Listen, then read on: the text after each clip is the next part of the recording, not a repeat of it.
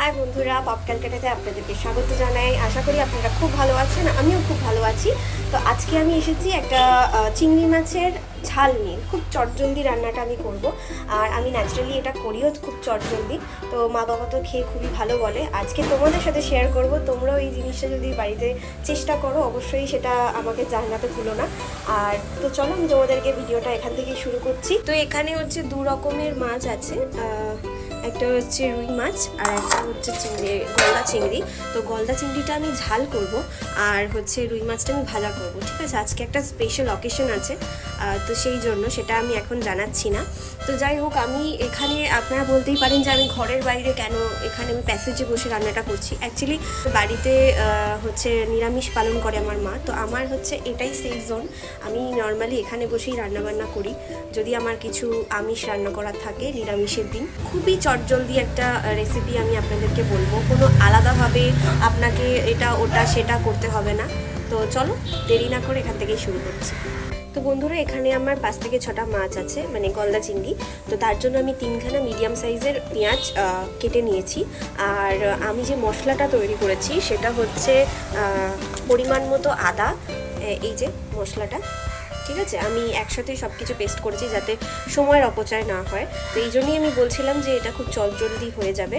তো এর মধ্যে আমি আদা নিয়েছি পরিমাণ মতো আমার 6টা মাছের জন্য, আর পরিমাণ মতো রসুন নিয়েছি, আর একটু ধনেপাতা নিয়েছি, আর একটু লঙ্কা নিয়েছি, 4-5টা লঙ্কা, আর একটা ছোট্ট টমেটো দিয়েছি। ঠিক আছে, তো টোটাল আমি এই জিনিসটাকে পুরোটা পেস্ট করে নিয়েছি একসঙ্গে। ঠিক আছে, তো বন্ধুরা এখানে আমি গ্যাসটা জ্বালিয়ে দিয়েছি, আর আমি কথা বলতে বলতে অ্যাকচুয়ালি বুঝতে পারিনি তেলটা কখন গরম হয়ে গেছিলো। তো যাই হোক, এটা আর এই যে মাছ তোমাদেরকে দেখিয়ে দিয়েছি। এখানে হচ্ছে সেই মানে সমস্ত বাটার, এটা হচ্ছে কি যেগুলো আমার শুকনো ফোড়নে যাবে।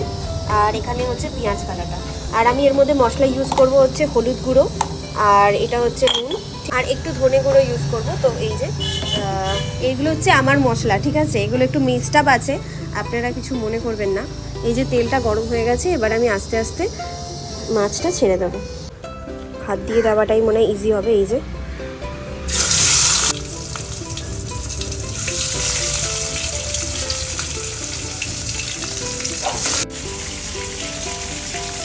মাছগুলোকে একে একে উল্টে নেব, একদম হালকা করে ভেজে নেব, ঠিক এরকম লাল লাল করে।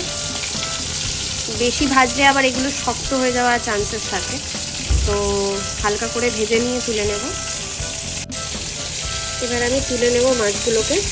মাছগুলো ভাজা হয়ে গেছে, বাকি একে একে সবগুলোই আরও 3টে মাছ আছে, তুলে নেব। বন্ধুরা এই যে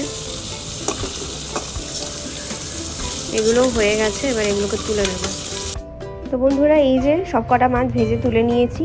এবারে এর মধ্যে একে একে সমস্ত, তো বাকি তেজপাতা দিয়ে দিয়েছি, আর এর মধ্যে হচ্ছে আমি একটু গোটা গরম মশলা আর একটু 2-3টে এলাচ ইউজ করেছি। তো সব কটা দিয়ে দেবো। তেল আমার ভালোই গরম হয়ে গেছে। আমি হচ্ছে এই যে এই পেঁয়াজটা আমি দিয়ে দেবো।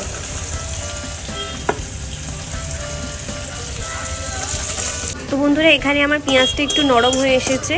তো এই অবস্থাতে আমি হচ্ছে যে পেস্টটা করেছিলাম সেই পেস্টটা আমি দিয়ে দিচ্ছি।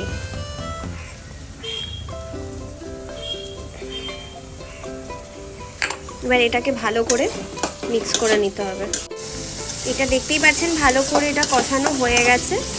তো বন্ধুরা এর মধ্যে একটু নুন, হলুদ আর ধনে গুঁড়ো আমি নিয়ে নিয়েছি, এগুলো সব দিয়ে দেবো এর মধ্যে। তো আমি এর মধ্যে যে টমেটোটা কেটে রেখেছিলাম 2-4 কুচি, সেইটা আমি অ্যাড করে দেবো। এর মধ্যে একটু জল অ্যাড করে দেবো।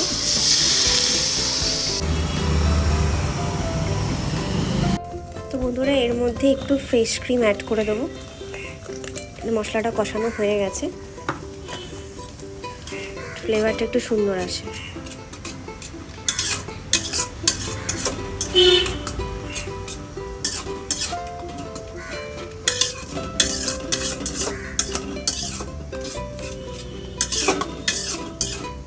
এটাকে একদম মিডিয়াম ফ্লেমে আমি একটু কষিয়ে নেব ঢেকে ঢেকে।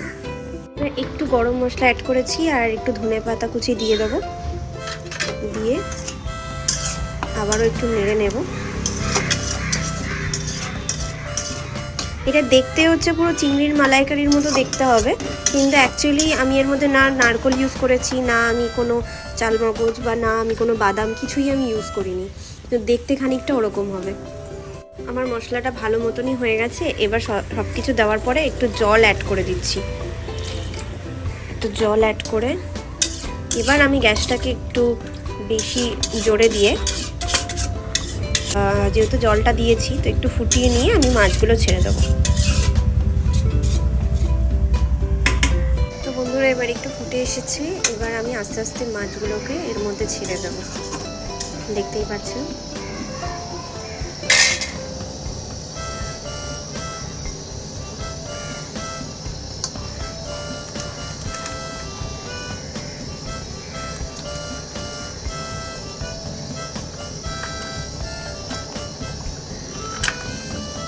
সবগুলো আস্তে আস্তে দিয়ে দেবো।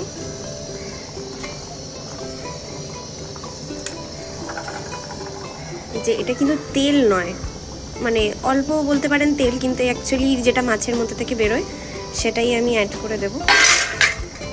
দিয়ে আমি ভালো করে আরেকবার নেড়ে দেবো। এবার আমি এটাকে ঢেকে দেবো। ঠিক আছে, একটু মিডিয়াম আঁচে রেখে আমি এটাকে একটু কুক করে নেব।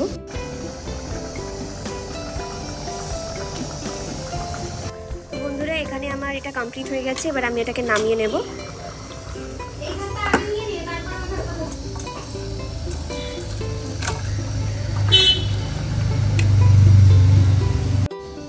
তো আমার এখানে রান্নাটা কমপ্লিট হয়ে গেছে, দেখতেই পাচ্ছ তোমরা। এই রান্নাটা করতে খুবই কম ইনগ্রিডিয়েন্ট প্রয়োজন, আর অবশ্যই ঝটপট আপনারা করে ফেলতে পারবেন, বেশি সময় লাগে না। তো অবশ্যই আপনারা এটা বাড়িতে ট্রাই করুন, আর কেমন কি হলো অবশ্যই আমাকে কমেন্টের মাধ্যমে জানাতে ভুলবেন না। তো বন্ধুরা যদি ভিডিওটা ভালো লেগে থাকে অবশ্যই লাইক কমেন্ট শেয়ার করে দেবেন, আর যারা নতুন বন্ধুরা আছেন অবশ্যই সাবস্ক্রাইব করতে ভুলবেন না। আর সুস্থ থাকুন, ভালো থাকুন। আজকের মতোই এখানে টাটা।